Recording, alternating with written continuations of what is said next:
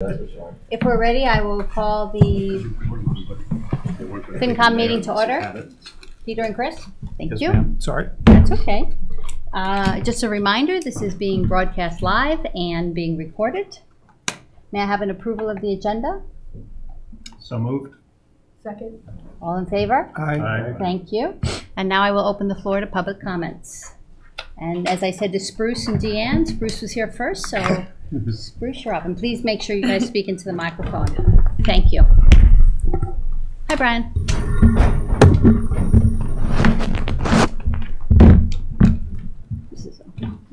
Okay. Thank you. I'm Deanne Atherton, and this is Spruce.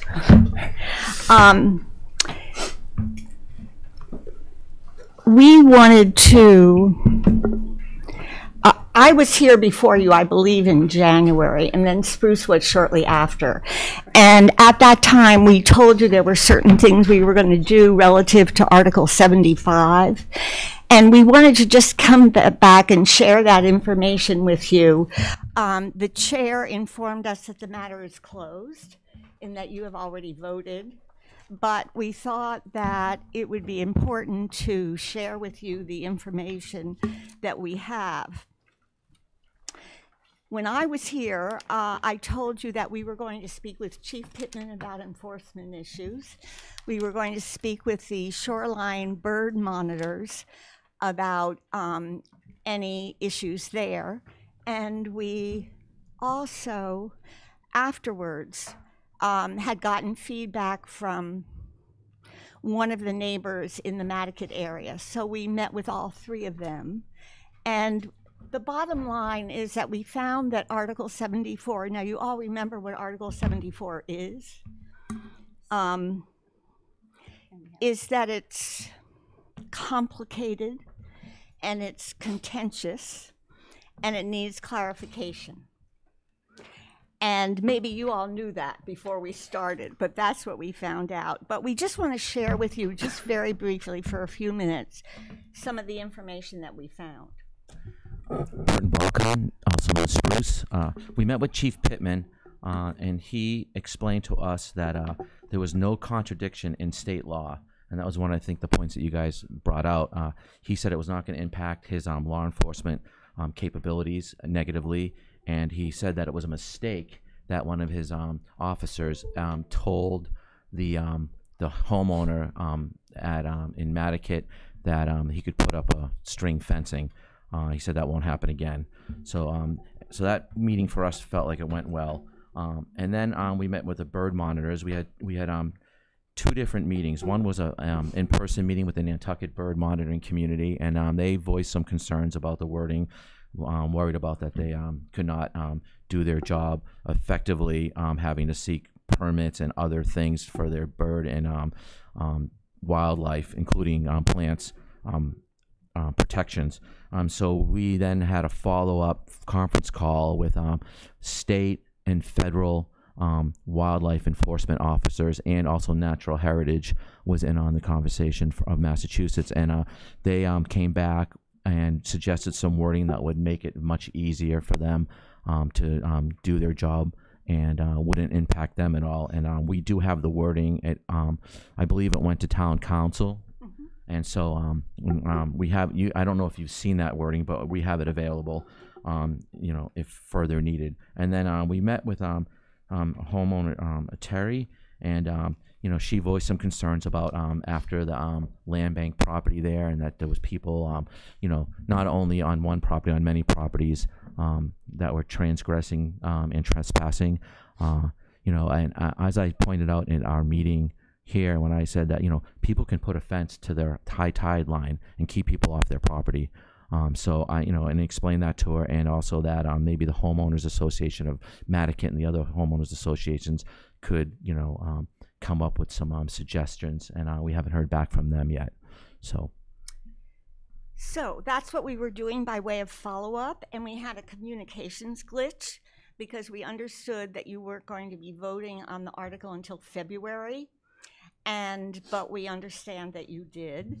Had we had the time, we would have come back to you and said, the result of all these conversations we've had is that we think the best course of action is to give more time for this article, and that those of us who caucused and said, you know, we really need to withdraw, step back a little bit and engage in more public education, because we don't want to, again, we don't want to add to the contention or the confusion.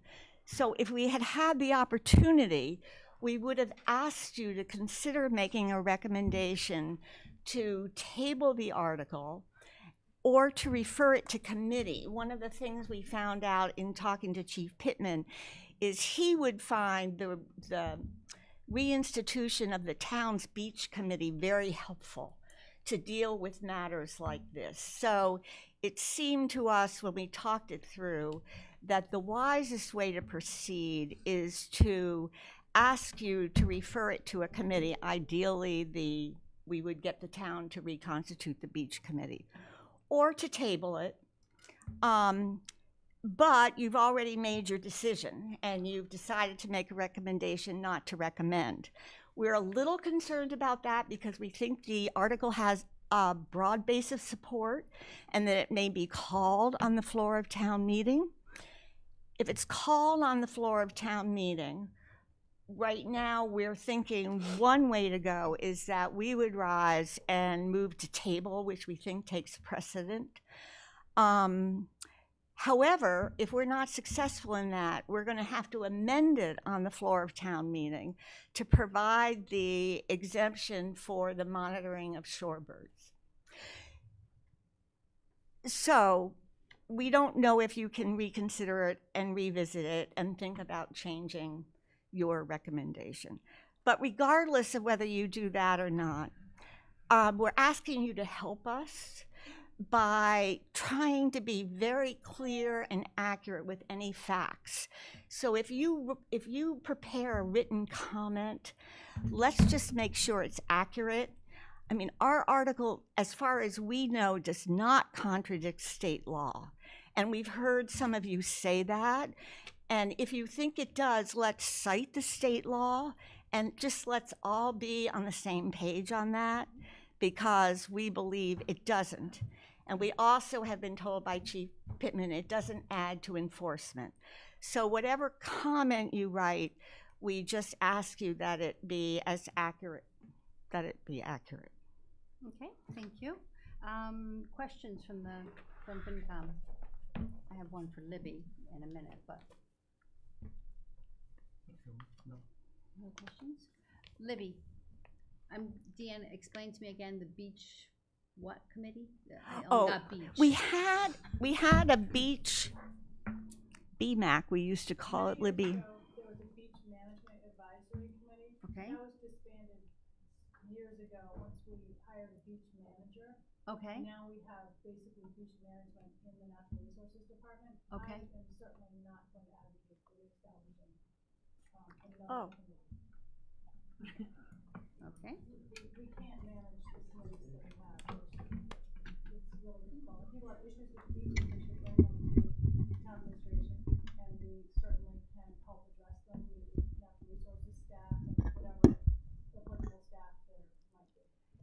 Well, again, just to clarify, this recommendation didn't come from us. This is something that came up in our conversation with Chief Pittman, and he felt that it's getting overwhelming, and if they had the help of the beach advisory, mostly I think in terms of public education, so that what happened last year, I mean, we're very good at producing Q&As or brochures or going to area associations and talking about the facts. And that's what we found as we talked to people about this article, is that there is so much confusion and such a lack of clarity that we thought that's where maybe we need to focus our efforts in the next year and then see where we proceed after that. So, because I read the language of your article and it says that you have your petition is to reaffirm the previous law. Correct. Why do you think it needs to be reaffirmed? I would say because because there's a misunderstanding of what the law is, and that we thought it might be helpful to have another layer of protection at the local level. So right now it's the state law which is governing that, which is Chapter 91 and the public's right to pass the intertidal zone for certain purposes, fishing, fouling, and navigation. And it also was clear with all the kerfuffle of last summer was an example, and I know some of you, and I think Jill, you did, said that you were reluctant, we understand this, to react to a single incident. I think our concern is that we didn't want to wait until there were 10 incidents, or we didn't want to wait until there were 20 property owners roping off the intertidal zone. When we talked with Chief Pittman, and he explained to us that what happened last summer was an error, that homeowner should have never been allowed to put in that rope fencing across the intertidal zone. I don't think that's correct. That's not correct. That's not correct. This landowner owns the land to the low water mark. He has a deed that states it, and he has property rights to the low water mark. And some people may not like that, but that's the fact, and that's what John Giorgio and the lawyers have said. So, I mean, I understand what Chief Pittman said, but that's not entirely accurate. Well, Mr. Grouse, I think we need to come to some kind of consensus on that, because Chief Pittman said it wasn't.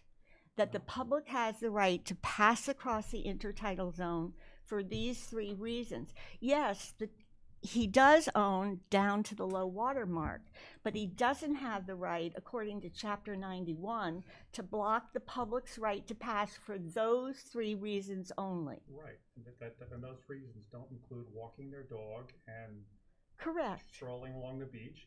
They're all sort of arcane. So I guess I came up with part of the reason I voted the way I did. I was sympathetic to this particular landowner and the fact that many property owners around the island have old deeds. That may be an odd thing, but they have deeds to the low water mark, and the feedback we had from town council was that it's very difficult to make a blanket passage passage along people's property. And well, I we don't developed ropes either, but I think this fellow, this particular situation, he had property rights, and I felt they should be protected. He does have property rights subject to the rights of the public, which are retained. Okay, and the rights. So we don't have to continue to go through it. But I would just say that 2 rights don't make a wrong.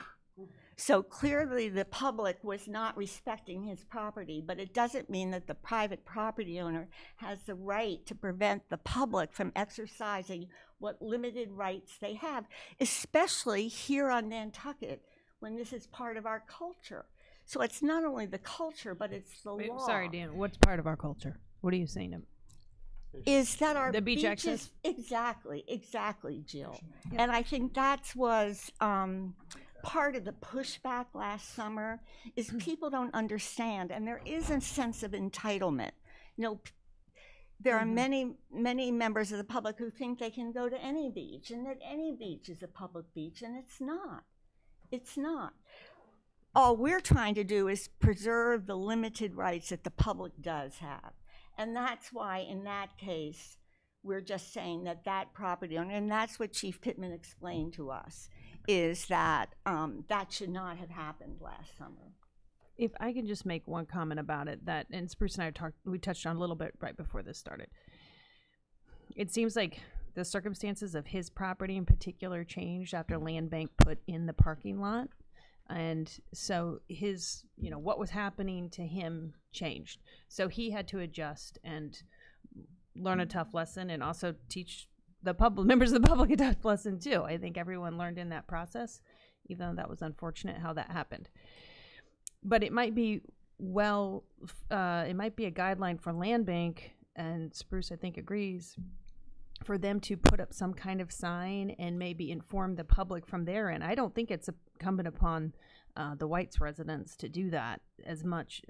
I hate that they have those signs there. I don't think that reflects well on the Nantucket culture at all. But I do think maybe Land Bank could put something up and inform people that this is private property and these are the circumstances in which you can And traverse. also the Nantucket Conservation Association. When we had our long conversation with Terry, I was reminded of the issue we had when I was on the Roads and Right-of-Way Committee with the Sconset Bluff Walk. There was so many issues about the intensified uses of the Sconset Bluff Walk, and the Baxter Road residents who lived along the Bluff Walk just felt that their rights weren't being respected. And we brought all the parties to the table and we developed a management plan. And it was multifaceted: signage, education, do's and don'ts. And that's the kind of thing that, just from our conversation with Terry, seems that's what is needed along that stretch. So it's the various parties could come together, the land bank, the homeowners, the area association, because it clearly is something that one property owner shouldn't have to deal with by himself or herself. Yeah, I agree. All we're saying is, in all of that, let's respect the rights of the public. So, is this there is Look, I wasn't just swatting at you.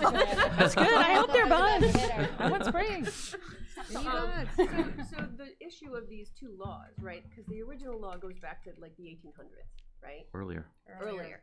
So which is this not just a technical question of which law supersedes the other, right? What is the opinion of that from the town council? Because my understanding is that the law of the proprietors or whatever who wrote that original law is that it supersedes the state law. But that could be wrong.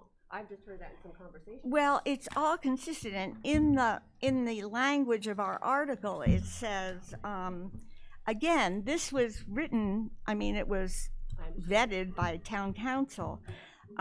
It talks about, to the effect of prohibiting individuals from accessing the beach below the mean high water mark for the use of fishing, fouling, and navigation rights protected by Chapter 91 of the General Laws of the Commonwealth.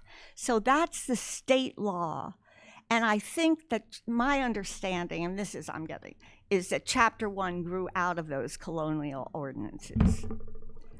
Again, what we were proposing was just another layer of protection, and that's embedding this article in our local bylaw for purposes of clarification, so there wouldn't be confusion again. But it's not, again, from everything we understand, it's not inconsistent with state law. Okay, Mr. Stephen, you had something you were going to?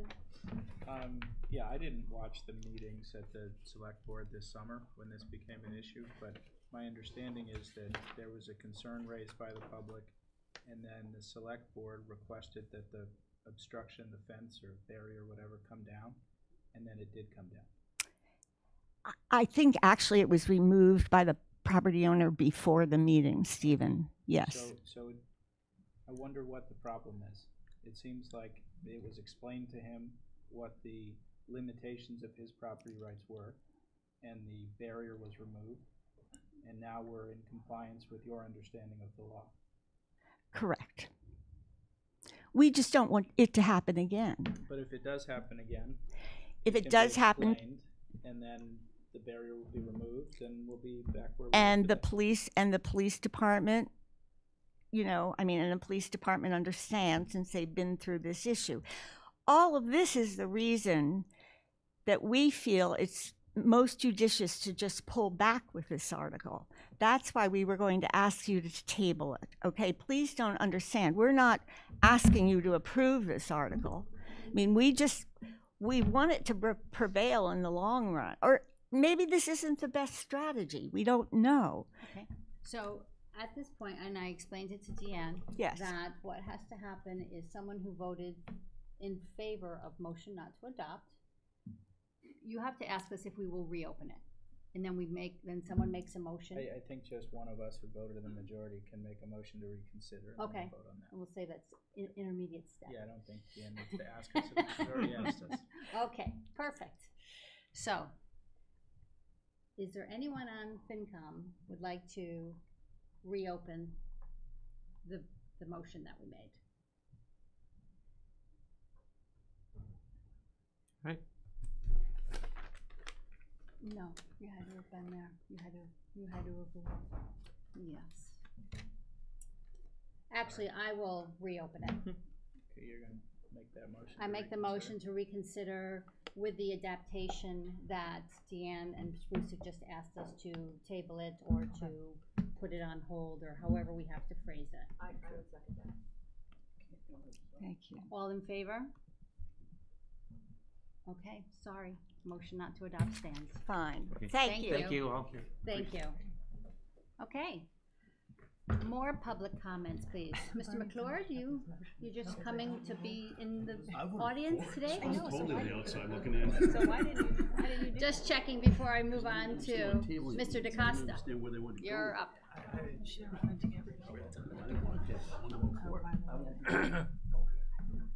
Thank you.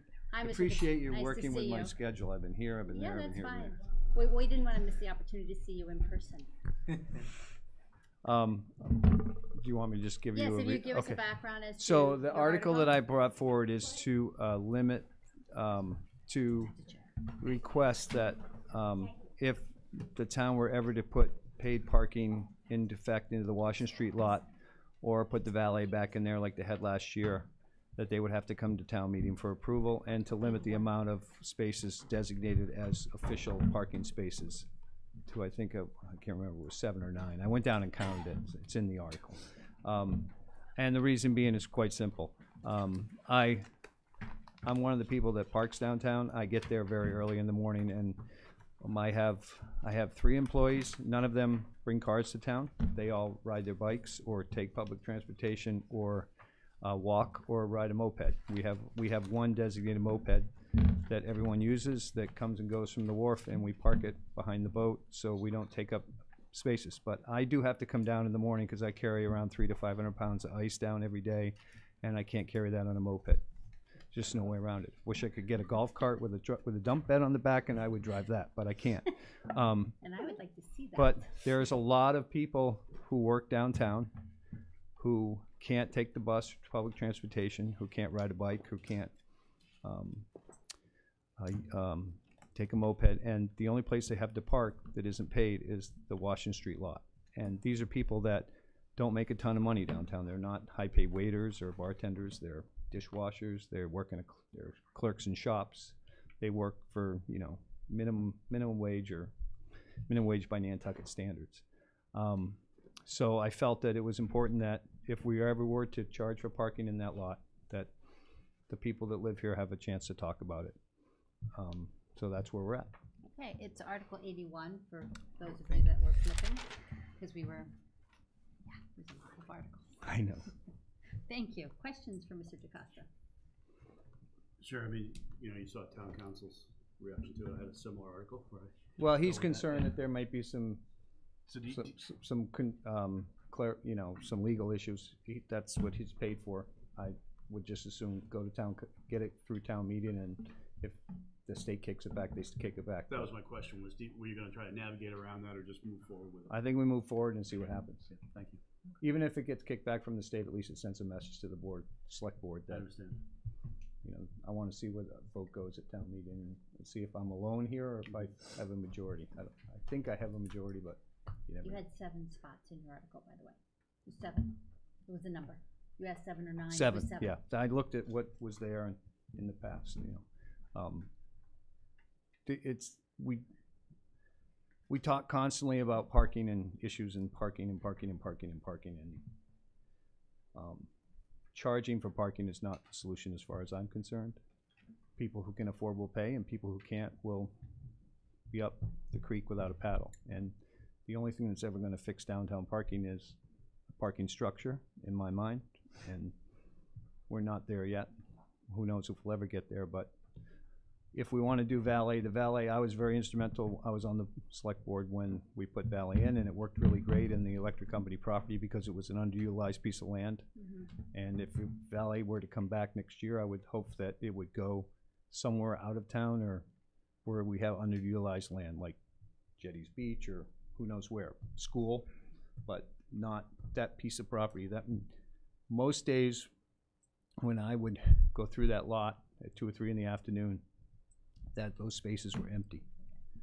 And those spaces could be utilized by people who work downtown, because you really have 3 shifts of downtown workers. You have the early morning people like me, you have the middle of the day people, and then you have the late night people. And that's really, with the way the parking's set up, like for my example, for me, I have 1 vehicle, but I have commercial plates on it. By law, I have to.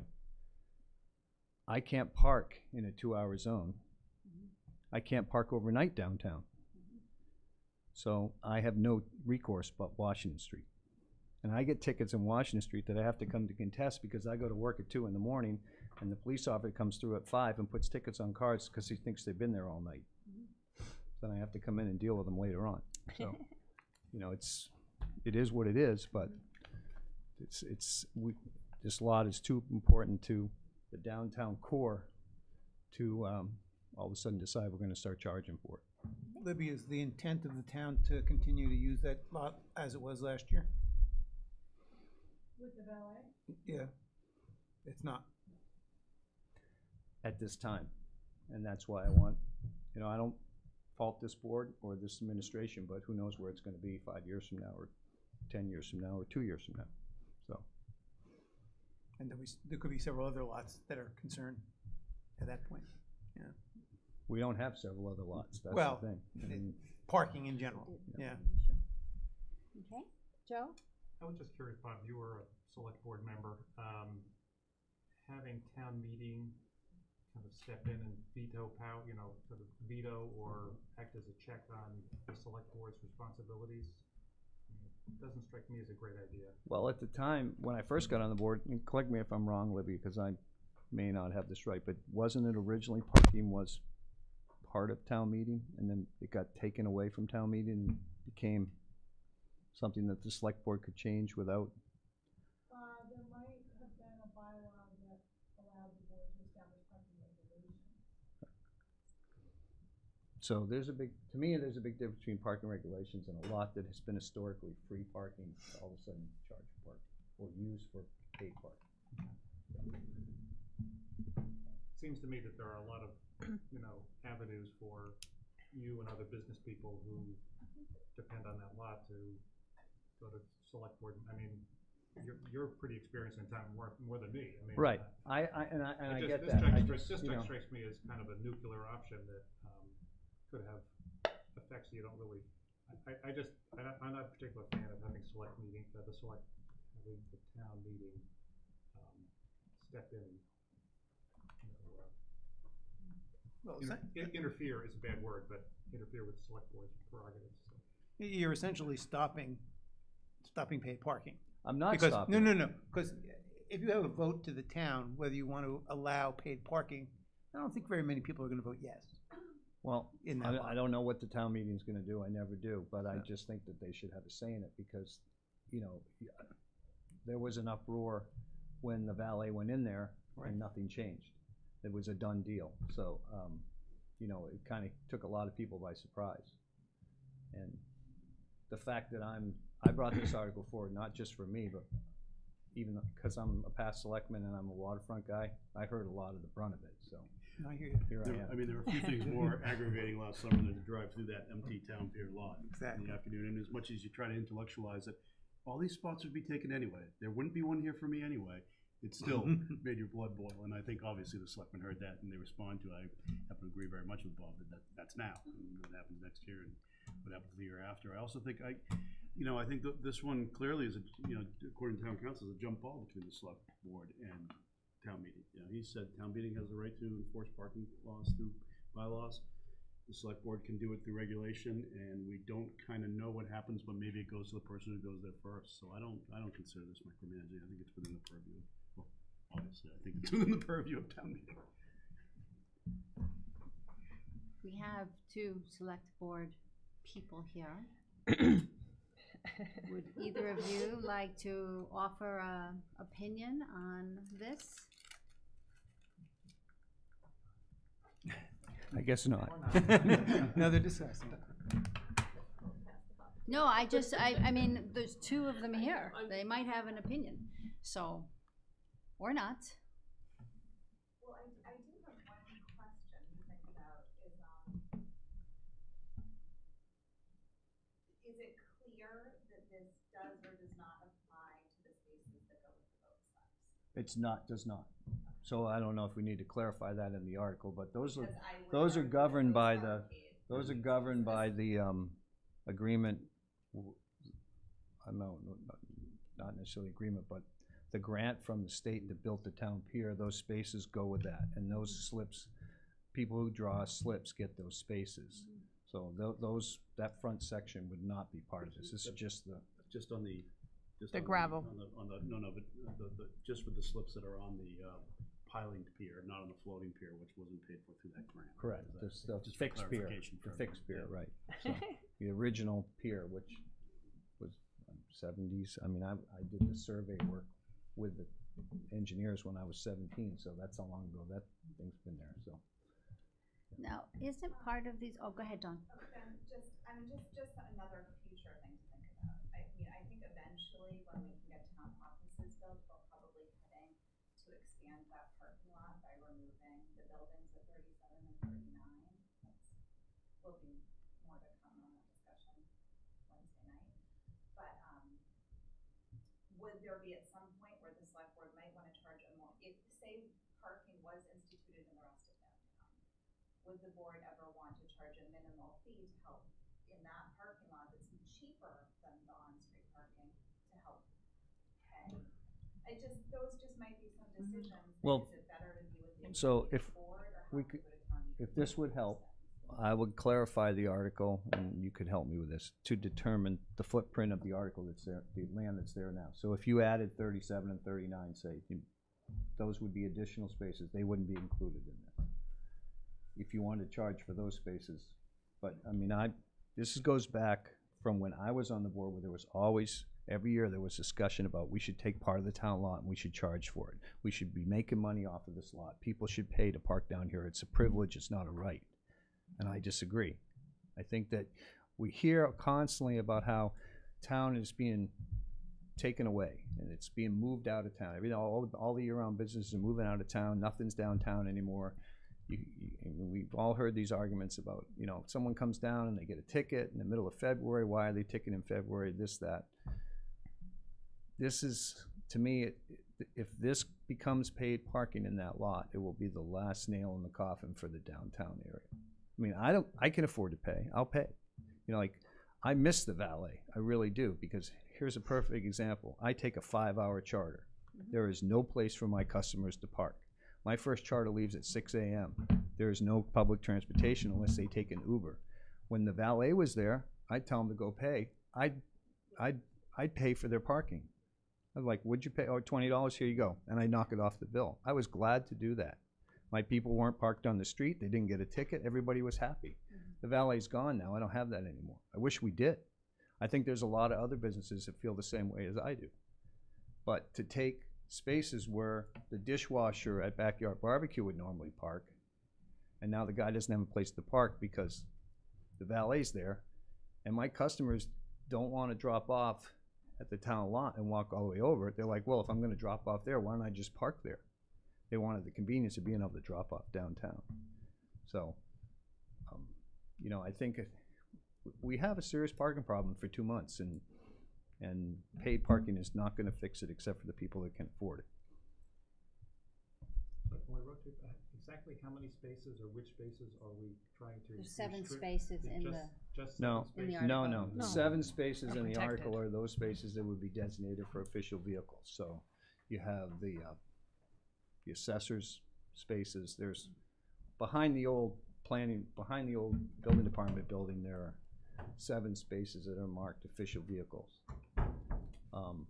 Those spaces would be, there are 2 that are for electric cars, and then there's 7 after that. Those would not be part of this. Those would be for staff to do whatever they needed to do with them. And then it's the rest of it. So it's the original lot behind 37 and 39, and then the gravel area that was cleared out. What's that next street over? I forget the name of it. Fayette? Yeah. Fayette Street. So, Yeah. That's right. okay. You already lose probably close to a quarter of the spaces in that lot anyway, due to the liveaboards who get permits to park in that lot. They still get those, don't they? Yeah. So the people that live in the anchorage can get a permit and they can park there. Oh, that's what a liveaboard is. I Yes. didn't know what that was. So that, you know, on any given day, there's a dozen cars to as many as 20 in that lot that are there. So that takes away, you know, it's not, I don't know how many spaces, do we even know how many spaces are there? There's less than 100, I think. Yeah. I mean, at one point, we tried to clear it out and put in another 10 spaces, and we got some substantial pushback because we're gonna cut down a couple of trees that were very important, so, anyway. Okay. That's where we're at. So I guess my question is, personally, it's legally defective, this article. So that certainly informed my opinion on it, but if you read the longer form review, Okay? it seems to suggest that, and where's the end piece of it? Remind me, I know I read it. But if you remind Yeah, all of it's- us.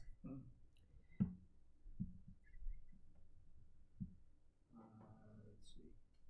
It is my opinion that a regulation would be, if a bylaw purporting to ban or place a moratorium on paid parking is adopted after the select board institutes paid parking. So, essentially, it's not clear that there would be a problem if the select board hasn't enacted a regulation that would be in conflict Okay. with what town meeting does. And as Okay. of right now, there's no paid parking in there. So that's the jump ball, or, you know, whoever makes the rule first that Chris keeps referring to. Puck drop. Puck drop, there you go. There you go. Probably come up with a lot of kickoff, maybe. So, you know, that's a substantial difference. I mean, legally defective is Yep.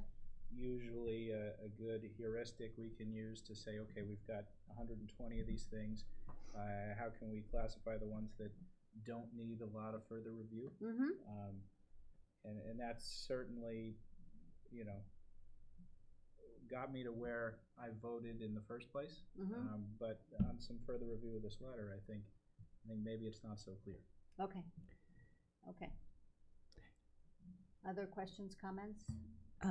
Well, I've actually been completely neutral in this article. I've been waiting for you to come in because I knew you were going to be persuasive, and you are. And I think that my reasoning isn't.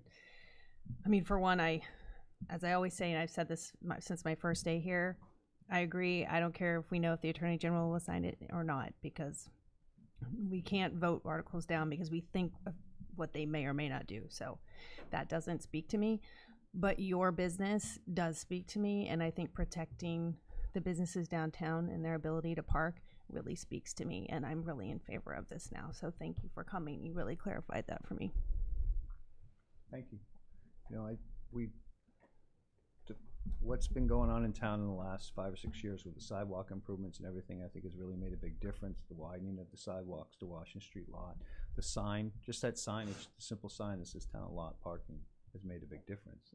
You know, it's unfortunate we don't have other pieces close to town that we could do the same thing in. Mm-hmm. And who knows, maybe with the Wilkes Square plan and the tank farm finally going away, that something may arise. But in the meantime, I think we need to preserve what we have. So I'm still a little confused though. If the article as Bob's proposed it is defective, then you're gonna have to amend it on town meeting floor to be what, a sense of the meeting, or I'm not quite sure which way it is I don't to know go if to it's make a- defective. I mean, think it's only defective if there's so the select board puts regulations in place, and then there's bylaw that can be created by town meeting. And if they conflict, that's where there can be a problem. But There's another problem though, I believe, and I'm in favor of this, so I almost want to keep my mouth shut, but just for clarification, I think I owe it to the board, No, having thought through this so much from my Yeah. own perspective, is that the opinion of town council was that the town meeting can't take away the select board's right to make a regulation by requiring them to come to town meeting. So there were two issues that I faced in trying to speak to the parking issue. One was this timing issue and the jump ball. The other was that you couldn't say it had to come to town meeting because the selectmen by right have the right to make a regulation.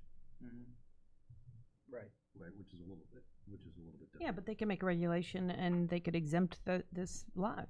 I mean, we don't know what their regulation's going to be.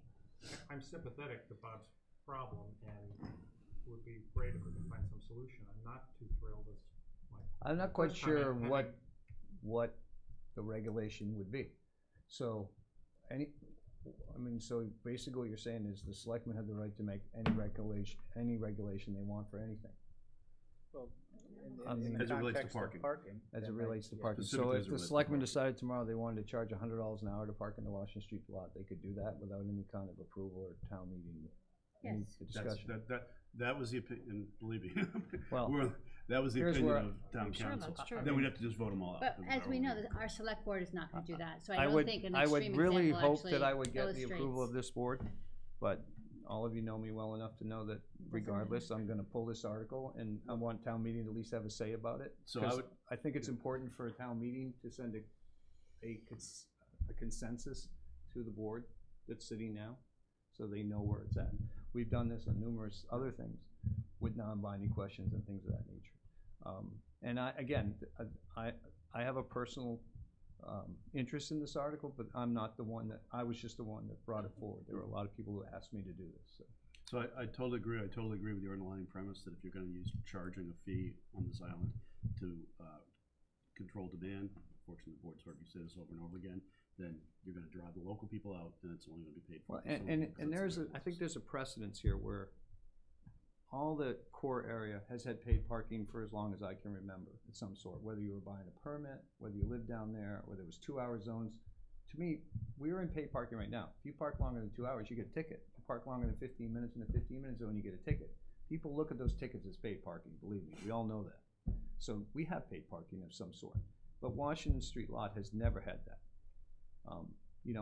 There were people who wanted me to take this one step farther and include Washington Street Extension on this, because that's another area where people park all day, and quite frankly, that's where I park, because I don't want to take up a space in the Washington Street lot. I drive down to the Washington Street Extension, park my truck down there, and then pull my bike out of the back of the truck and ride it to the boat, because at 2 o'clock between charters, when I have an hour between charters, if I need to get to Green Lumber to get something, it's a lot quicker to ride the bike than it is to move my truck and then never find parking again. So I didn't want to go that far, and I told the people that came to me and said, no, Washington Street is Washington Street. They're working on organizing that, and I've been working very closely with our real estate officer to make sure that we don't lose spaces there and when it doesn't become intrusive to what the environment is down there. But this lot has a history of never being paid, and I just think that if it were to become paid, the voters should have a discussion about it before it happens. Okay, thank you. I think Peter? parking in general, obviously, this whole paid parking, and Mr. Fee's thoughts, et cetera, it almost has to all be put together. Because, if you cut this piece out, which is 77 spaces or whatever it is, and you just talk about putting meters in or whatever, however they're gonna do it on Main Street, it becomes really complex, and it kind of like distorts any sort of true program for parking.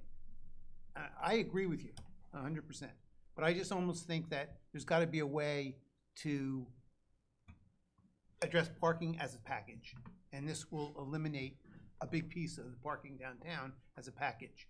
And we're talking, maybe it's 7 weeks, maybe it's 10 weeks, but it's a big problem. I guess my argument would be it's not eliminating it. If you come back with a parking package, you can include this and we can change it at that time. Well, that's true. Because He's trying to I'm address not this making for this now, in I think. perpetuity forever. Town meeting can say, okay, we're gonna take this out now. So it's not like that's a good it's point. set in stone. So Yeah, that's why I'm in favor of to it's protect just the protecting businesses it right for now.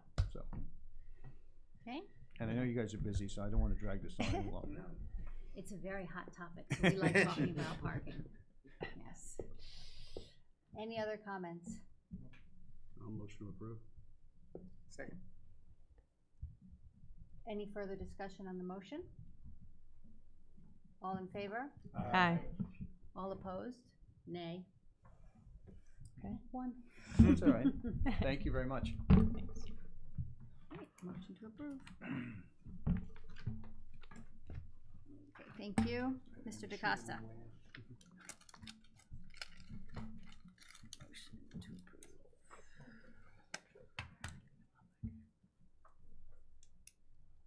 Okay, let me write down the date today. 10th. Okay. All right. Jesse, Land Bank, please.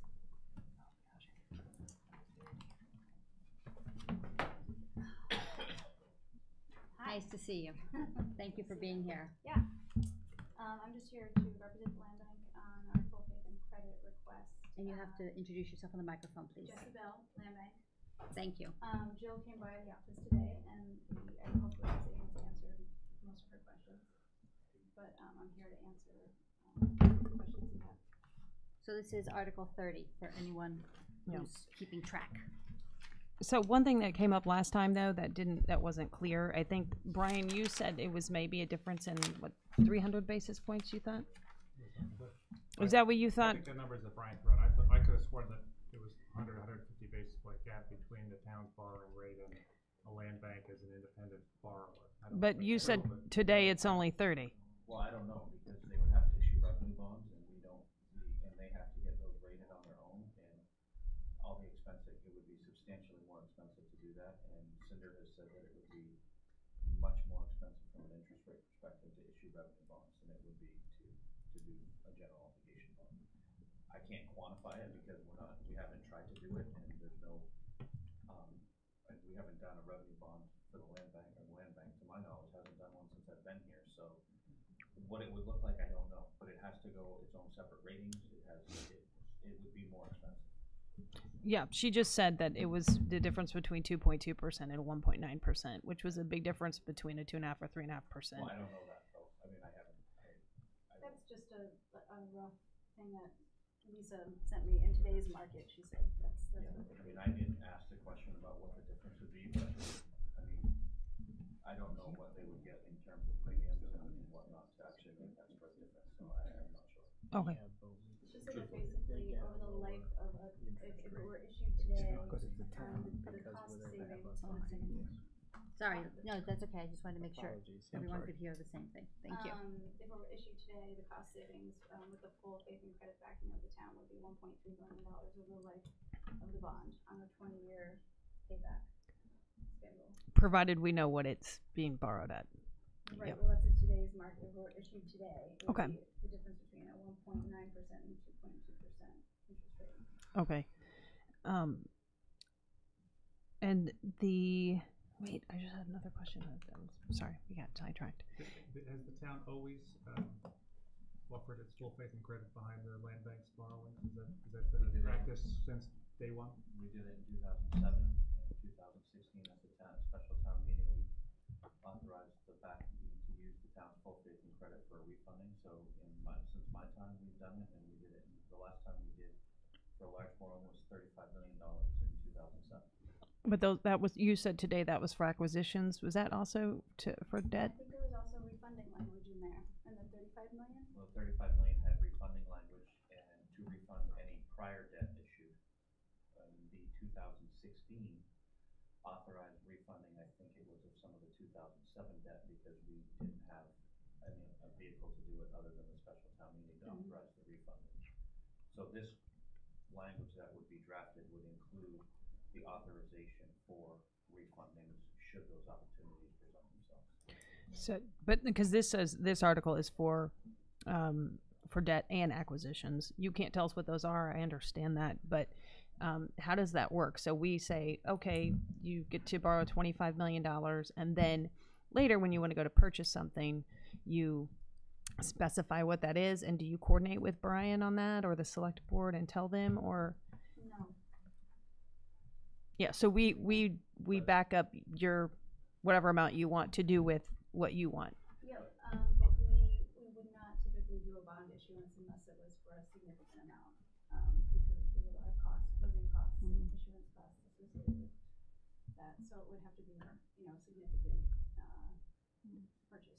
The other thing to keep in mind is that the motion from 2007, which is probably going to be identical to the one we do this year, specifically limits their ability to pledge the town's full faith and credit until a memorandum of understanding has been entered into between the select board and the land bank commission on the outline which outlines any reserves that we would require to attach to this particular borrowing, because we can't use the prior reserve authorization, the requirement where they reserve 1 year of debt service. So if town meeting authorized in April 4th, this article, the land bank couldn't run out on Monday and borrow it, because if the article says that it cannot be done, and the town cannot pledge their full faith, allow them to pledge their full faith and credit until such time as the memorandum of understanding, specifically outlining the parameters, has been adopted.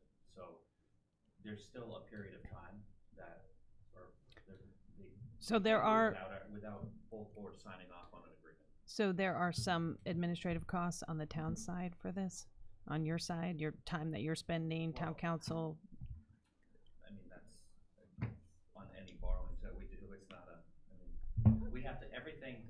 No, I know. But to pledge the full faith and credit of the town, I have to do all that work anyway, like, which is prepare the official statements and prepare and go through the Moody's ratings calls. I have to do that regardless of whether regardless of this, I have to do all that work anyway, because the town goes to market 2 to 3 times a year.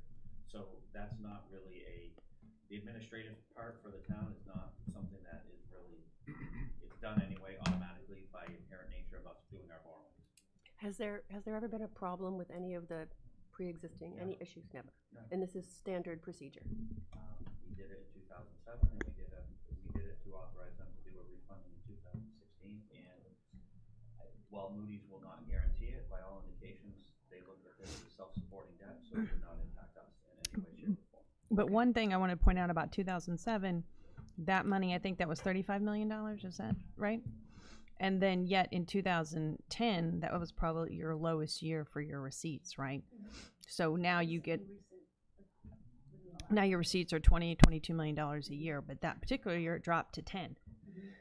So that was just something that I was considering as I was looking at the numbers about, you know, we don't know what the real estate market will do, and these loans do last for a very long time. They're not a 3-year loan, and no, I'm just saying they have a lot of money, and, you know, we've paid a 2% privilege fee, and so I feel like they're asking for another privilege. It might seem like a small privilege, but there is risk involved for us and for our rating, and that's really the point I wanted to make. And it benefits the island, Jill, just to remember that land bank. I know, and I paid to do pay. that. I paid to do that. We did pay to do that, and they're doing a great service to the island. I'm just saying it's another issue about that I will say that consider.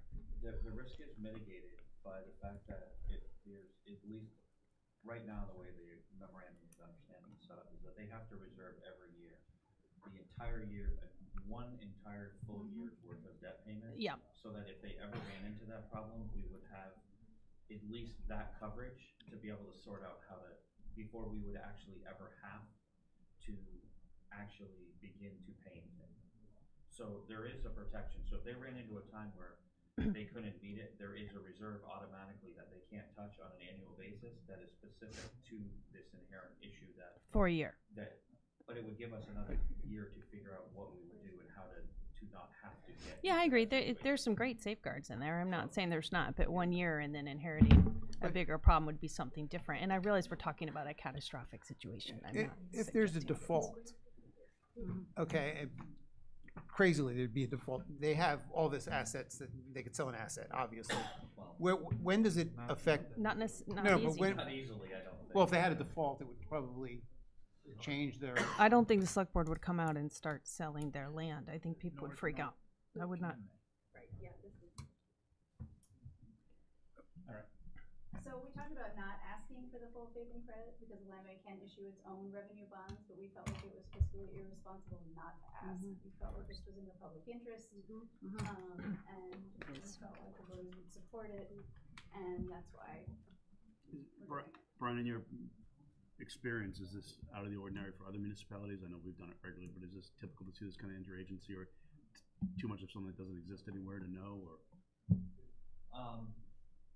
I don't know enough about whether other municipalities do it for other entities that are kind of a quasi entity. I mean, technically, I mean, they're an independent, but they're part of the county. So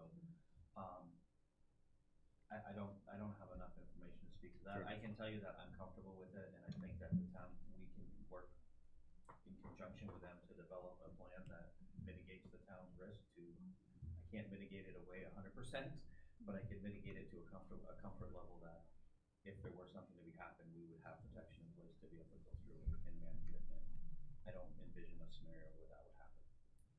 And I know the current trust agreement, even if we tap into that, if we start having to tap into that reserve, we have to freeze all acquisitions. Like there's other things that get triggered where, Right.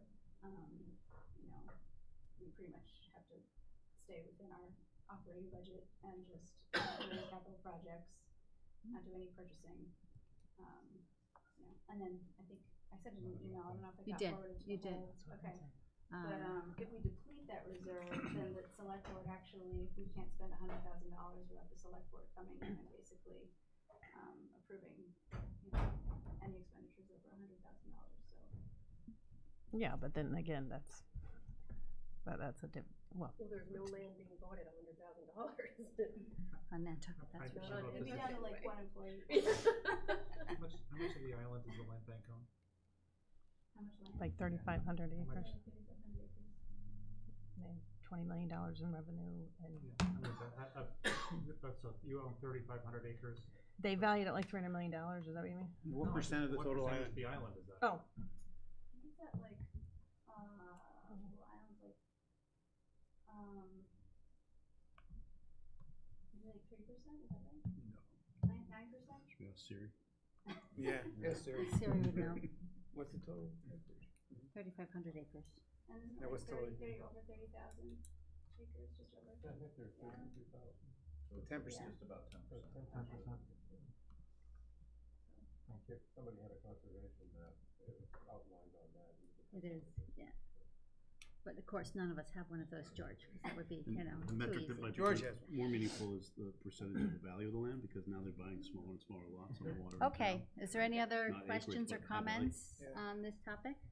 I guess my only comment is I'd be more comfortable if it was less money, and I think over 20 years is tough. And we don't know what will happen with the real estate market here, and as much land as you do hold and as important it is to the island, and it is, I very much believe that.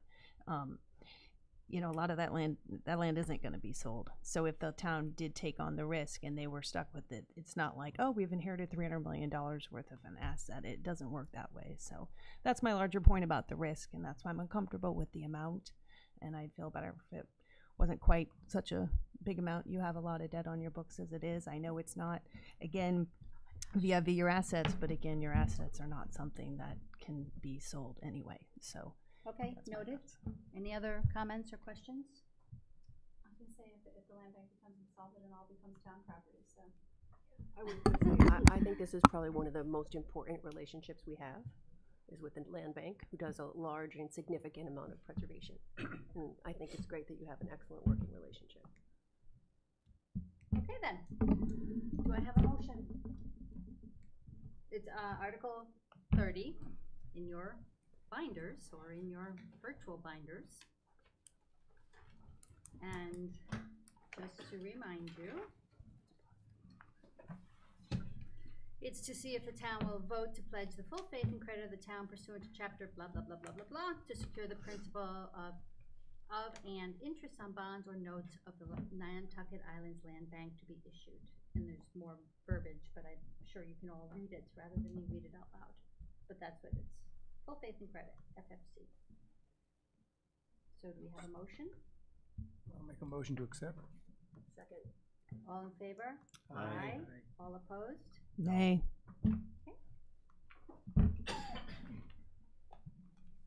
Thank you. And Jesse, didn't you want to talk to us about two of the real estate ones? We're not ready to talk to you, to provide comments on that yet. Okay. We're doing some diligence with our overseeing agency, Okay. Executive Office of Energy and Environmental Affairs. And so, and then we need to bring that information to the commission, and so, We're meeting again on Thursday, and we're meeting again next Tuesday, always Okay. 4 to 6. So Okay. 4 to 6 here on Thursday, and 4 to 6 downstairs on Tuesday. okay, and those are the last two? Those are the last two. Okay, so we'll be at one of those. Okay, Okay, great. thank you, thanks, Jesse. Okay.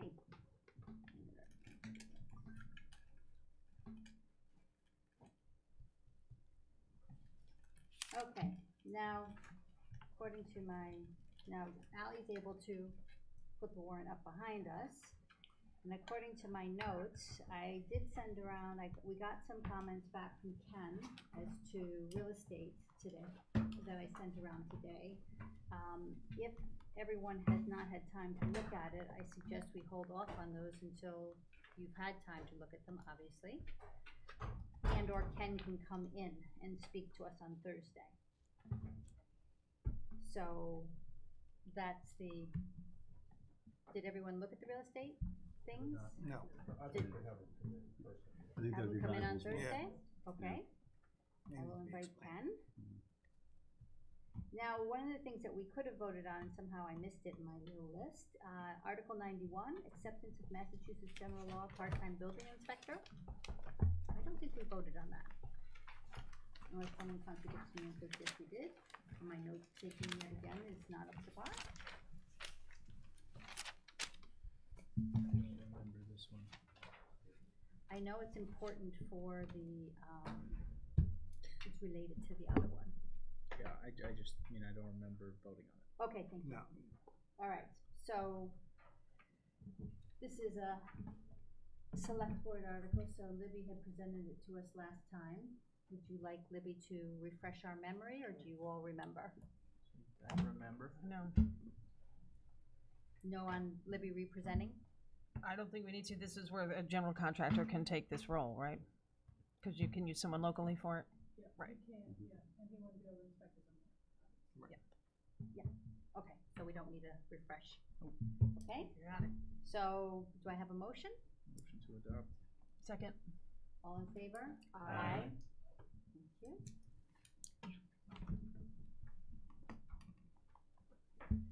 Now, Brian, if we don't have numbers yet for the other ones, which were not Which other ones are we? 2, 3, 4, Yes, we can't, okay. So, in terms of, I have 2 items for any other business, otherwise there's no other articles we can do tonight, according to my list. They're all waiting for something, all the rest are waiting for something. Okay. Okay, Waiting for Yeah, the dough. you could do, which ones can we do? you could do the reserve fund, which is Article 5, if we put that in. We have, maybe now would be a good time to go through the warrant. Okay, I have it in front of me, I'm not gonna turn my head up, Okay. I'll have a sore neck. Yeah, if you have it handy, that would be great. Cause we've just, as we typically do, we've gone ahead and put motions in for the articles that are typically approved. Yeah, So, that would start with Article 4. Okay. Revolving accounts, Brian's telling me there's minor changes, but we've got the bulk of it in there. okay, 5, so, before we go skipping past them, are we voting on each one right now? Like, that would be great, but don't do 4 yet.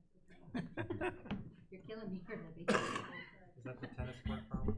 No, it's a problem with the solar article, because there's a bylaw, we added, a notation about it, so, to it, The operational adder. based on John, a discussion with John today. Is the tennis court revolver supposed to be $1? Yes, that's to keep it allowed so that whatever money's in it doesn't get drank, since we don't have a plan for it. So it doesn't, because any revolving fund by statute reverts, if it's not reauthorized for spending limit, it reverts to the general fund.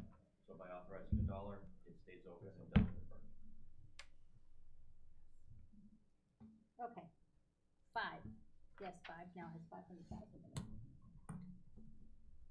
I'm ready for your action.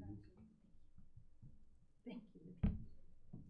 Okay, any comments, discussion, on Motion Article to 5? adopt. Second. All in favor? Aye. Thank you. 6 is not ready. 7, I forgot if you already did it or not. Yeah, we did it. We did it, Okay. yeah, that was done on the 3rd of February. 11, You can overdo it. Waiting to do it. Okay, Newtown Road Transportation Improvements. John, small sentence for each one. to all of them, it's the same, I can tell you exactly what it is if they want to add. So there's a small add to 11, 12, 13, 14. It simply says after, the sentence that starts with the select board is hereby authorized to borrow. The sentence should read, right after related professional services, that to meet this appropriation, the treasurer with the approval of the board of selectmen is hereby authorized to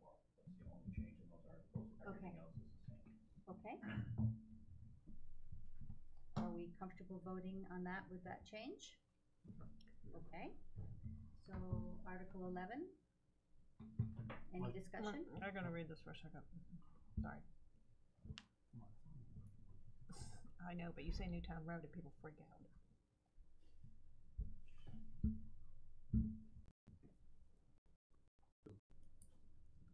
Who's freaking out? I don't know these people. Her constituents. Good. Joe? Motion to adopt. Second. Any further discussion? All in favor? Aye. Any opposed? Okay. Thank you. Number 12, Article 12. Same sentence goes in, correct, Brian? Okay. I like the use of reconstruction. Like this was a palace before and restoring it to its luster. That's nice. Oh, for Valentine's Day. Yeah, good. Motion to adopt. Second. All in favor? Aye. Any opposed? No.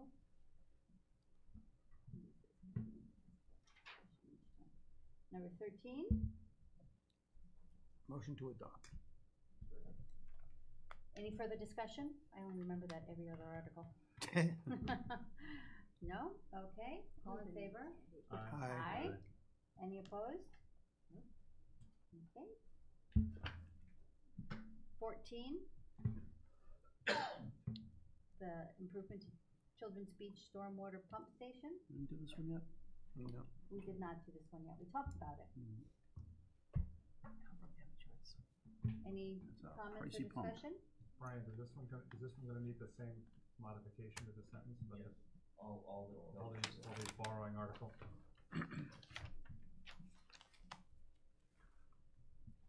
Any Motion to discussion? adopt. Second. All in favor? Aye. Any opposed? Okay, thank you. So moving on to, I'm guessing 18 is the next one we can vote. Correct. What is that? Catching on. By the time I get it, it'll be June. Okay, Have we talked about this one in the past at all? Have we had any discussion? Libby presented it She did. when we took, yes, but we can also re-talk about it. I'm just curious as to how we end up with this number. It's based on a discussion with the, police chief and deputy. And it was in the paperwork on Saturday. In the with budget. outline of the budget of what they would be doing. A lot of it was reserved to use for, or able to be used for repairs as necessary for the town here on a year-over-year basis. That's why it's so broad what it can be used for, and that's a pretty small number in the context of. Of all the things they want to do, exactly. We just did a ton of work. Any further comments or questions? Have a motion? Motion to adopt. Second. Any further discussion? All in favor? Aye. Any opposed?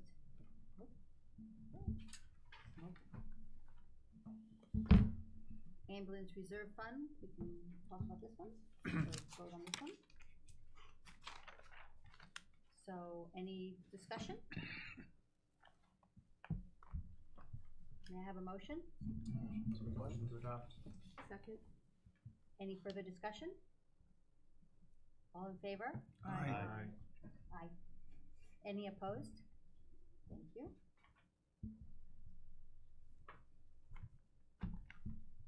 Okay, 20? Any discussion on 20? Okay.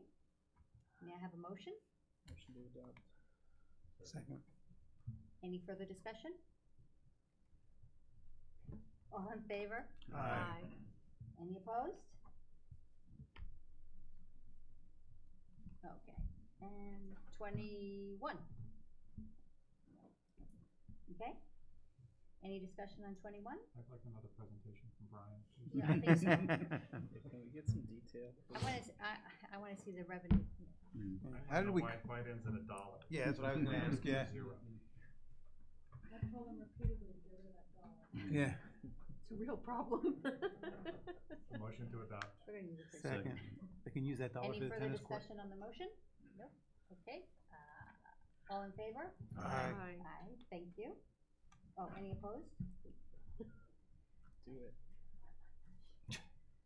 All right, as I keep flipping. 25, oh, nope, we can do backing up, 24.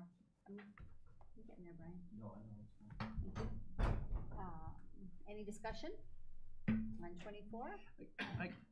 I have a question on this one. This is the one we said, as I recall this, we're making small progress. Incremental. Any small incremental progress. Any, Much better word. can we consider being more aggressive here? Then 500,000? Yeah. I would love to, but we don't have the levy limit to do it. So, yes, we've talked about it, but with all the. So perhaps next year we might consider doing that if we get an override that creates. It'll be a topic for discussion. I don't know what it would do, but yes. We don't really dip into we don't use these funds that are being put away, right? We're on a really on a pay-as-we-go basis, We're on a real-time basis, right? On a real-time basis, we're on a pay-as-you-go. This is basically setting us up at some point in the future, To be able to draw many those years resources. from now, to be able to draw from this source, but not at this point. No further questions. Okay, motion, please? Second. Any further discussion? All in favor? Aye. Any opposed? Okay, thank you. Now to 25.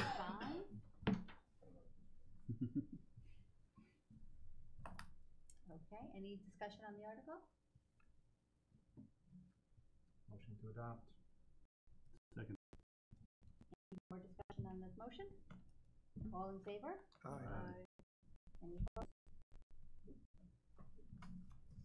Thank you. 27.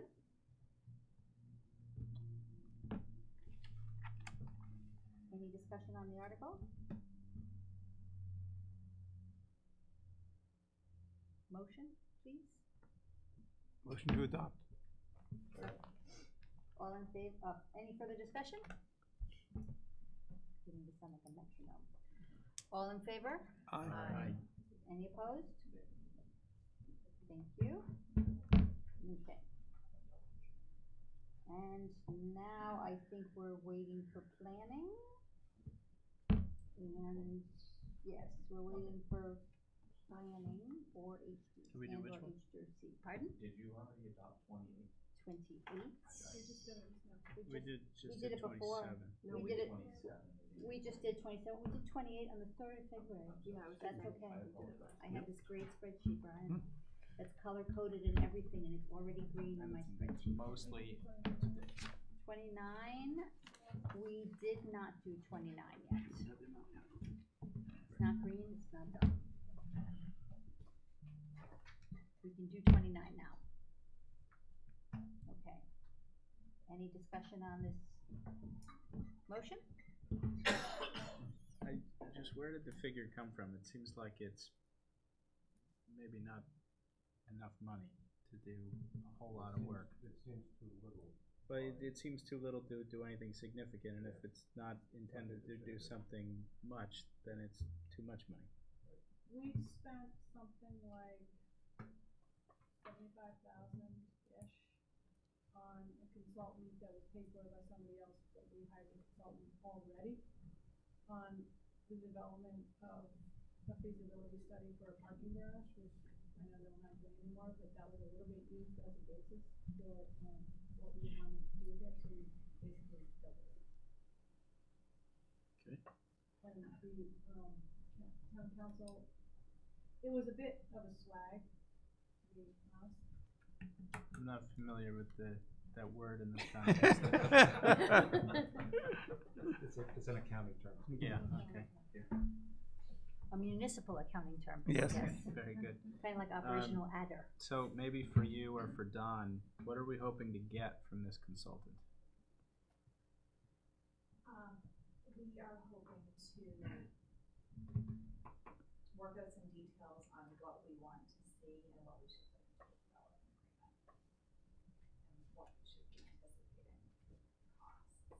I think it was also a bit of a number that, in recent experience between the property owners and town council, and maybe even somebody else who's at the meeting, they felt that 150 was about what they've recently seen for the hiring of somebody to help them prepare a development agreement, whether that is elements of.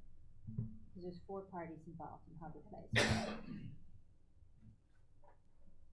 Including us. Right, including the town. It's 3 privately held parties plus the town.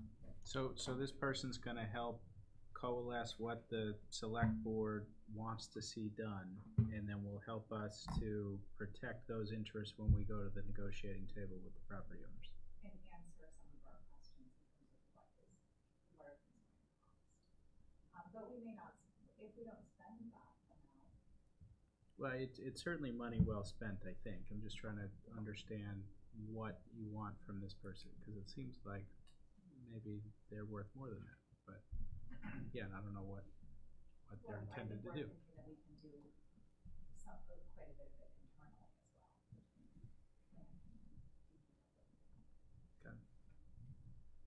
It's really funding to put in a framework to actually get started doing detailed planning. Right, because you're not gonna get a detailed plan we're not gonna get a detailed plan for $150,000.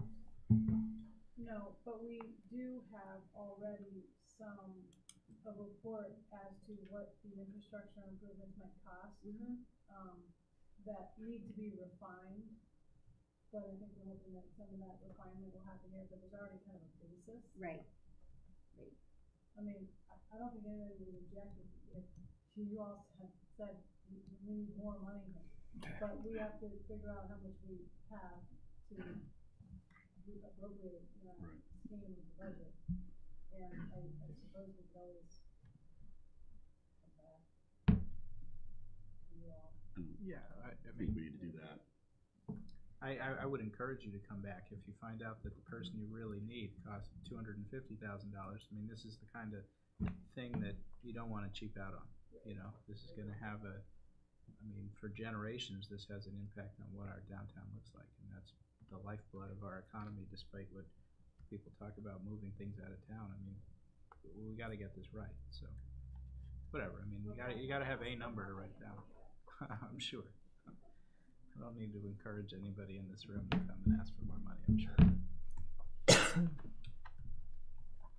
Motion to adopt. Sorry. Any further discussion on the motion? All in favor? Aye. Any opposed? How much money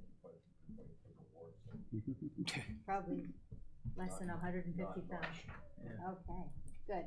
So now, except for 20, thank you for bringing up 29 and getting that one out of the way. I think all the rest have to wait for planning on the 18th. So we have planning folks coming back on the 18th. And point of information, so I had a discussion with Judith Wegner, the chairman of the planning board. She will come in on the 18th during public comment and give us more information about the swimming pools. As you can imagine, she had let's just say she was concerned about our ruling about the swimming pools. And with that, I said, well, your remit, of course, is to come in during public comment at a FinCom meeting. And if the additional information persuades us to reopen the ruling, then we can. But that's how it has to work. It has to work with her coming in and discussing it with us. So she'll come in on the 18th together with the planning folks, who will have by then gotten through everything. Mary Bergman is coming in on the 18th as well to talk about the 12-month moratorium on demolition. We wanted to, Is that one we voted on already as well? No, we haven't voted on that one yet. Yeah, We've been holding off on that because we wanted to see, planning has come out and said they haven't ruled on that one yet either. So they're ruling on it either tonight or I think they have another meeting on the 13th as well. And then we have not ruled yet on the 40-foot high to 30-foot Val Oliver's article. So I think we were talking about getting HTC, Stephen, if you remind me. Is there a conversation, do we need to bring in Ray Cole? Is there a step here I need to take in order for us to get through that No, one? it wasn't about getting the HTC to do anything. You know, Okay. I asked Val when she appeared if the HTC as a body had any opinion on it, and she said that they did not. And, Okay. and I don't think we were waiting for her to do anything. I think what we're waiting on is me to write something. I would say I'm less passionate about it than I was. I'd be happy to write something, but you know, I'll just tell you all where I stand.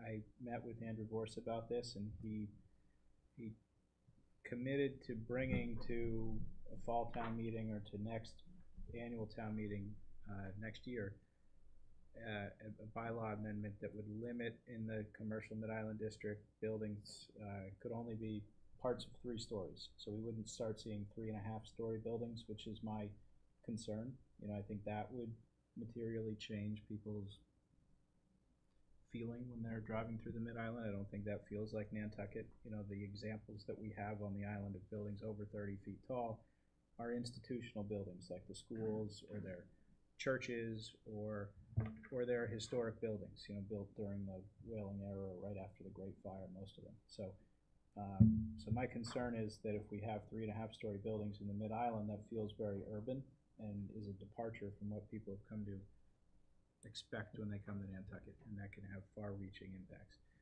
But if a building is 34 feet, 36 feet, but it's still the same number of stories that, you know, that we have, as an example, maybe Nantucket Commons, Bayberry Commons, all those buildings that are now 35 years old.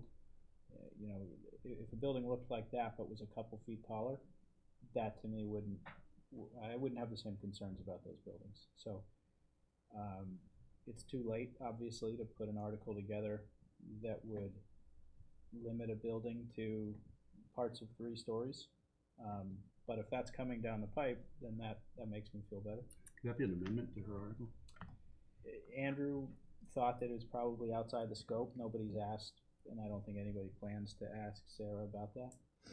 Now, I thought Andrew was fairly passionate would be the wrong word, but definite on why he thought the 40 feet was kind of a good idea and part of the whole process. And I mean, planning so board, is he sort of backing away from that? Or? His feedback was take no action, that planning board had said. So when we met with them on the 28th of January, because I've got the notes here of what they told us on the day, and they had said take no action on this article, was what they ruled. And Joe, I don't think you're wrong to use the word passion. I think he is passionate about this. And he had a couple of concerns. One was about process. You know, this ought to have come through the planning board first and not, you know, he doesn't think that a citizen should have brought this straight to town meeting. I disagree with that a bit. You know, I think that maybe Chris, you'll laugh when I say this, but I do think that the public ought to be able to bring things to town meeting. They should definitely be able to bring the ones you like.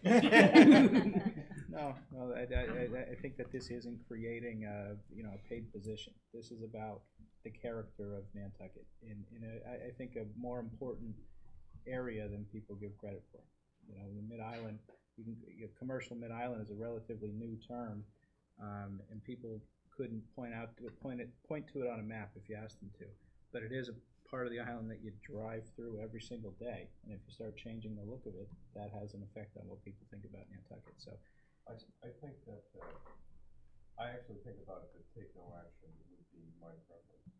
I think I do have a fair amount of faith in Andrew, and I recall, you know, the bloodbath of the late 60s, early 70s with the HTC, trying to get, you know, people trying to put all kinds of money and time to get what they wanted, and they didn't get it, and they're still left with what we have, which is pretty good. And to give the, let's just say, the development interest another at-bat when there isn't a set of rules on the books, I think we'd be making a mistake. I don't understand the point. Well, the point being that I think that the Mid-Island commercial area that you're speaking of is going to develop. but I think without having some fairly tight constraints on it before that kind of thing is approved, we're not doing ourselves any favors. I think it's just gonna I think it's likely to make something far too commercial for Nantucket and far too ugly.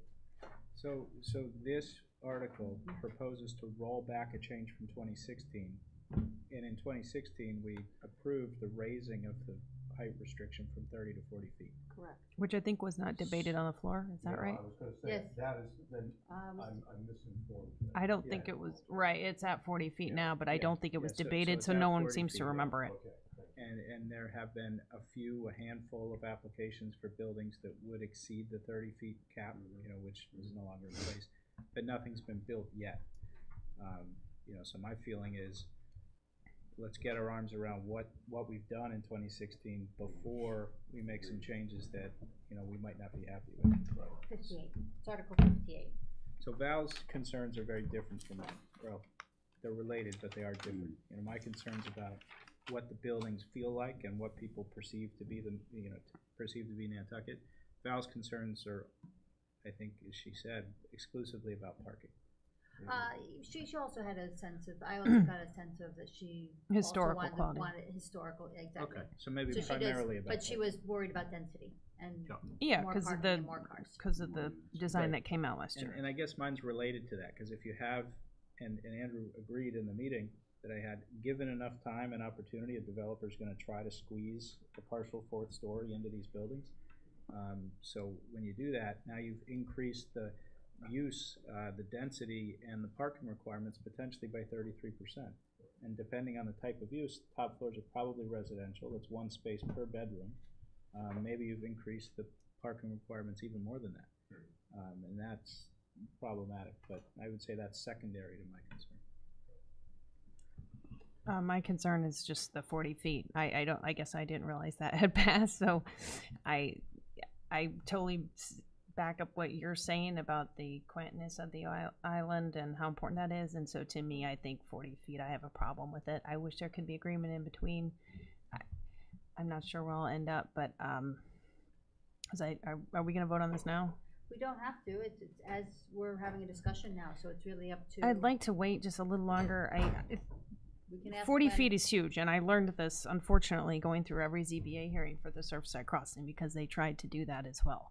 And you can do that in a 40B, but it's huge, and I don't think people realize quite what could come of that. And municipal buildings are exempt, so I feel good about that, because I think they need that exemption. Feel that way. I mean, if they're going to lower it to 30, it's going to be the maximum. Yeah, well, What that's do you- what's here. That's what's on the island now. People are cramming in a lot of. No, that's not my question. My question So- is why? What do you need to study before you'd be able to vote on it?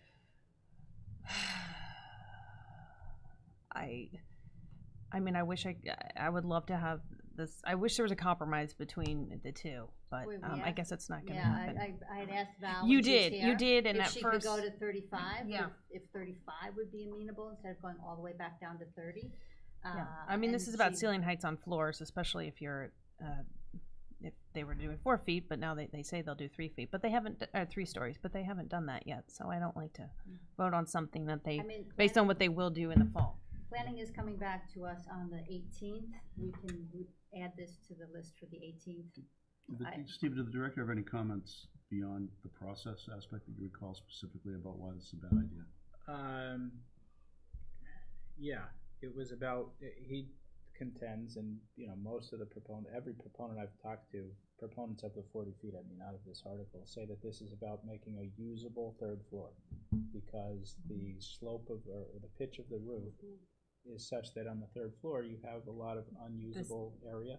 So this is about making more comfortable living spaces on the third floor. So it encourages infill development. So you can have commercial on the first floor, maybe commercial on the second floor, but usable third floor residential apartments. But you don't need 10 more feet to do that, actually. I mean, I'm doing a house right now. It actually is a 3-story house, which is unusual here. And The third floor, it is tight. We talked about getting rid of it because it's short. I mean, it's like right above my head, and I'm 5'10".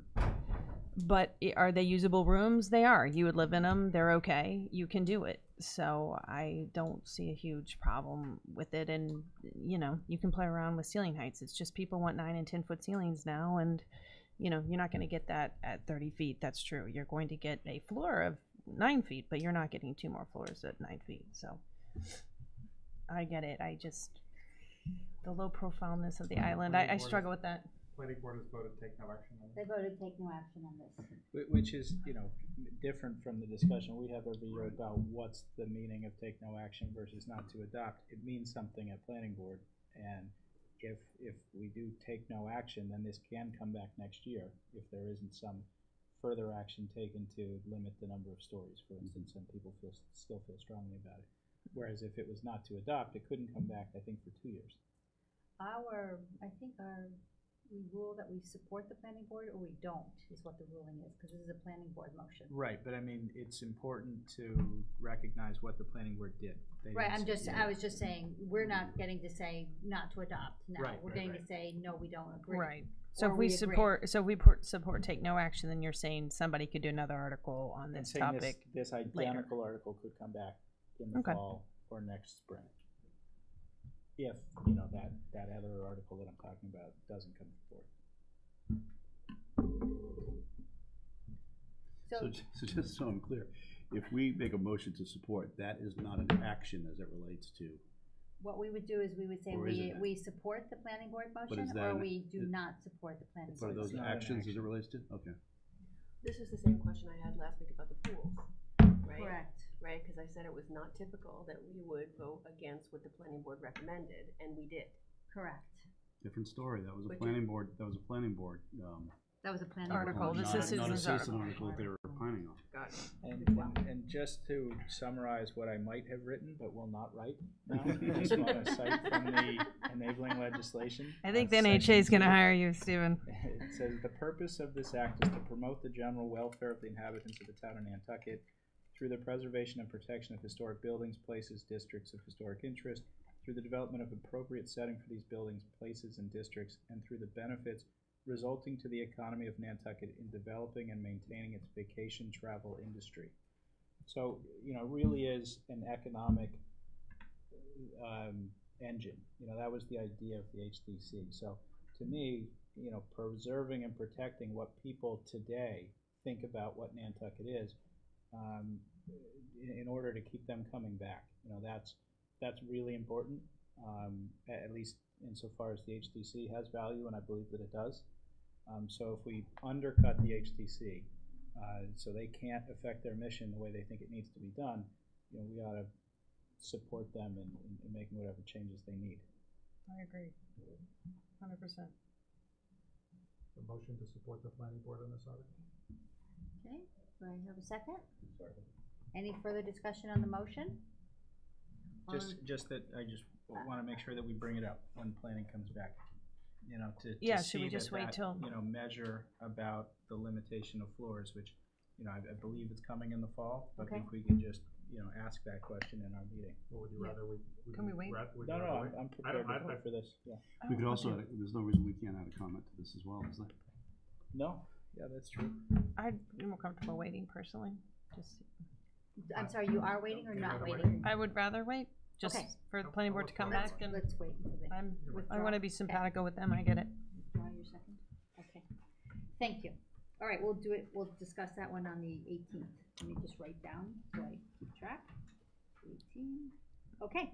Can you confirm also, Denise, next week's meetings, because this week it's just today and Thursday, Correct, and next week is just the 18th. just the 18th. Yeah, Yeah. and it's in, next week is downstairs in the community room. Yeah. So Thursday's back here. And then one other point, I learned today from Libby that the Civic League is going to have their Meet the Articles on the 14th of March, 2 days after ours. So Stephen, as much as I've been trying desperately to support this endeavor that you're so excited about, I'm about to cry uncle on this one. Because I think it's kind of hard to, redundant, yeah. I don't know. I'm looking forward to your reaction to that little bit of news I have for you. I think the scheduling is disappointing, but I still think there's value to us being in a room on a set date where we're telling the public we can go through every article that they want to talk about. And maybe this is the last year that you all value my opinion, but I still think that it is valid. So. Did they give you any information on their format? Or maybe? Same as last time. Which is very different. You know, they triage their articles beforehand, and they have they do the thing where both sides have equal merit. You know, that's not always the case, and we can present what our thing is without having to, give equal footing to the other side if we don't think that it has merit. Well, at a minimum, we should change the date. Why? 2 days later. Yeah, maybe do it closer to the. I don't know. I mean, 20 people that are going to come to ours are probably different than the 20 people that are going to go to theirs. Well, or part of the value I 10 think and to 10. ours is that we're going to have it videotaped and they'll hear us, but I don't know that that's the case. Libby, you brought up the point that maybe this isn't going to be videotaped unless we find somebody to pay for it. Well, we would have to find some money to pay for it, and that's not, something like this is not in our lineup of committees that we intend for, and I have not yet had that much. Okay. It's probably.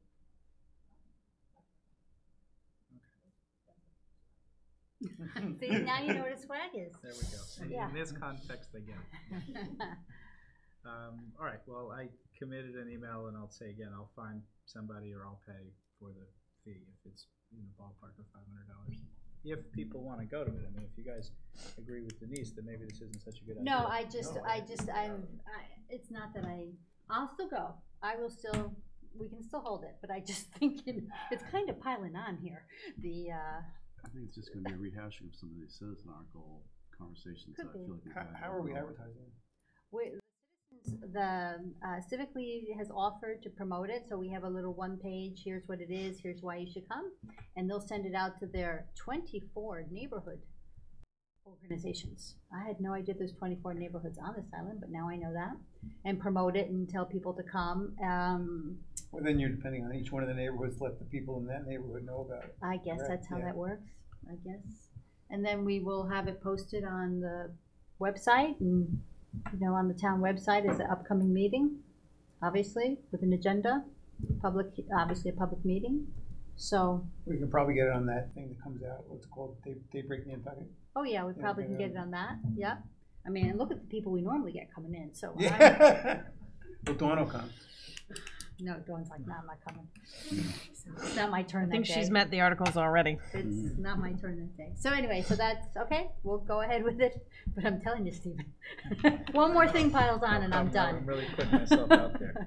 One more thing piles on and Offering to pay. I am going And he's bringing to refreshments. call it a day on that. Okay, anything else? Just one quick one. I'm just Yes. in the copy of the warrant with the comments that came out. It says you were waiting on a comment from me on Article 35. I have it already. Yeah, Yes, so I just hadn't gotten it to Libby yet. I just got started with it. Joe really carried the ball on most of it. I've got it. I just have to give it to Libby. Libby asked to just make it a little bit shorter, so I'm going to combine some words. I think we need to share it with the group. Yes, of course. Oh, and also too, we got, because of Jill's visit to Land Bank, we did get the last 2 years audited financials from Land Bank. Does everybody want them? I will forward them around if you want them. Yeah, I'd like to see them. Okay, I'll forward them. Thank you. And, yeah, okay. Good. Thanks for that, Jill. Getting that for us. Anything else? Can I have a motion to adjourn? So moved. All in favor? Aye. Thank you very much, everyone. Thank you, Brian, Libby, Allie, Dawn.